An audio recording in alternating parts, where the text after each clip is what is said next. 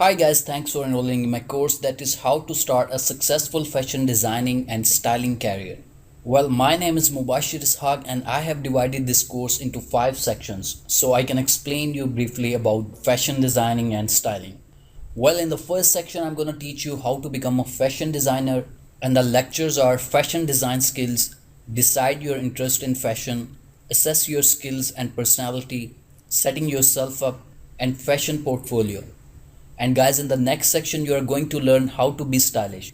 And the lectures are picking clothes, dressing, and presenting yourself. And guys, question answer are included. Alright guys, in the next section, you can see helpful articles about how to create your own dress style. And you can see these helpful articles in 3 steps. And question answer and tips are included.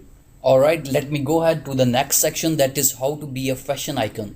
And the lectures are doing your research, developing your style, and working towards success. And question answer and tips are included as well. And guys, in the last section you can also see helpful articles regarding how to develop a good fashion sense. And you can see these helpful articles in 2 steps. And of course question answer and tips are included. Well guys, after getting this course you will be able to learn become a fashion designer, how to be stylish, how to create your own dress style, how to be a fashion icon, and how to develop a good fashion sense.